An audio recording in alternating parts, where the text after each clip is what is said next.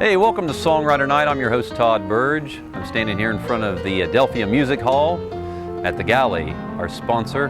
And we are going to interview and listen to the great jazz artist Bob Thompson. We're going to go inside and do that in the posh balcony here at the Adelphia Music Hall.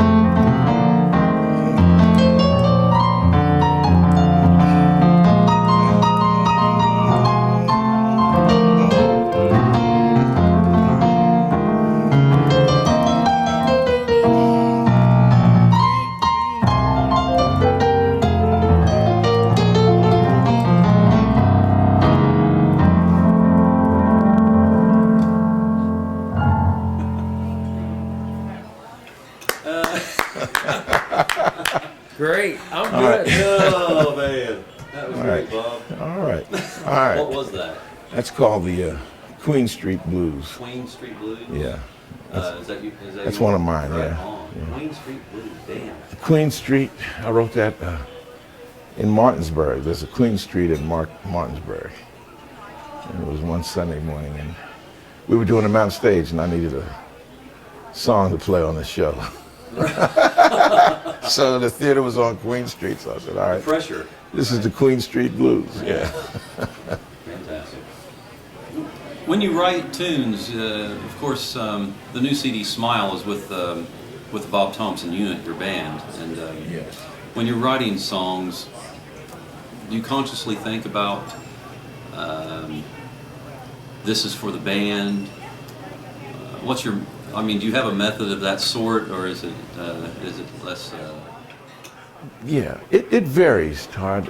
Sometimes I'm thinking of something specifically for the band, trying to utilize the players that I have in the band and thinking about, this would sound great with Doug Payne playing it or something like that.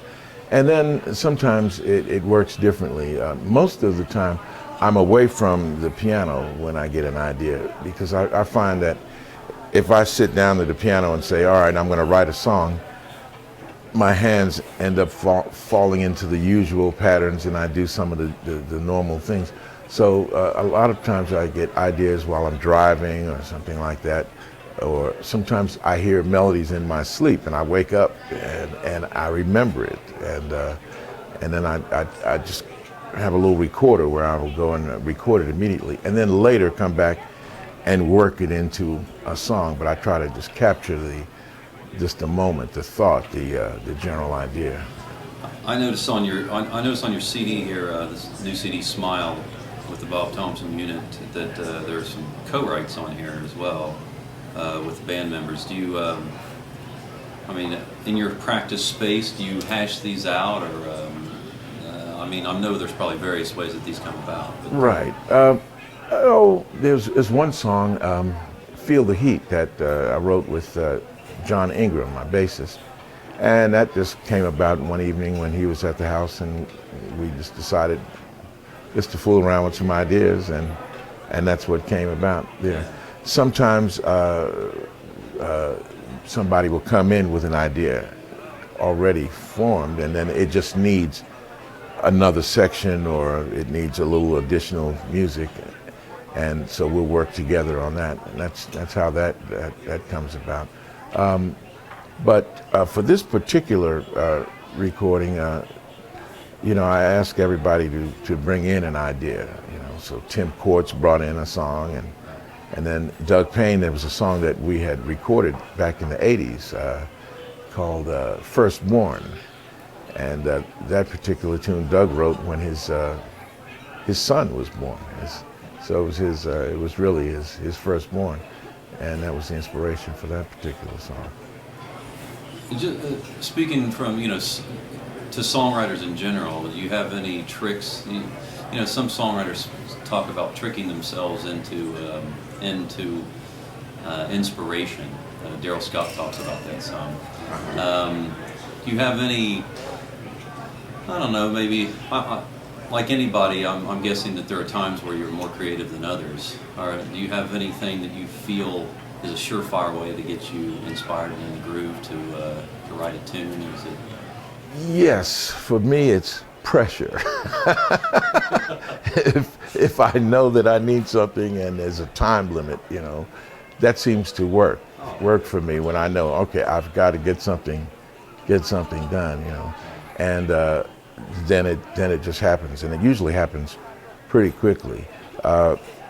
If it takes me a long time to get an idea together, then it's usually not that good, The ones that I usually like are the ones that just come, and but there are all kinds of inspiration. Sometimes it's people, sometimes it's situations. Sometimes, like I said, driving. Just looking around at the creation. Those kinds of experiences are usually inspiring, to make you hear melodies and things like that.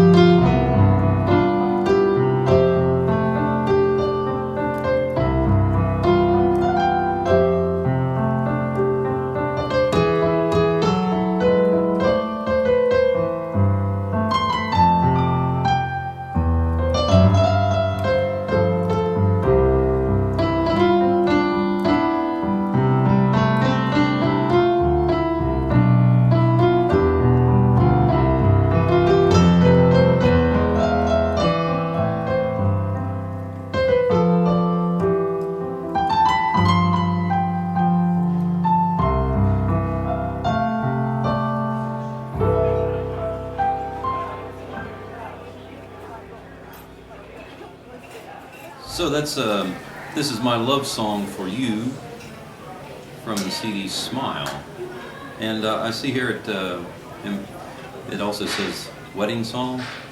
Yes. What can you tell us about that tune?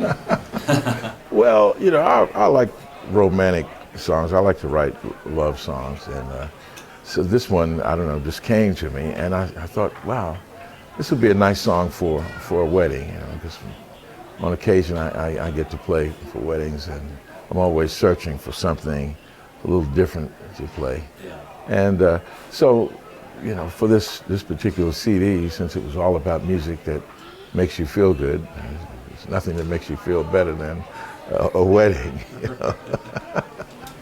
know? Did you write it with anyone in mind, or?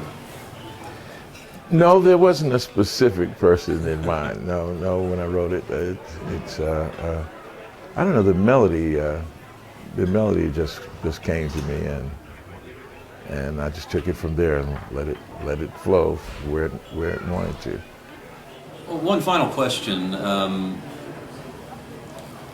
For those that know your music, your fans, maybe keep in mind maybe your hardcore fans.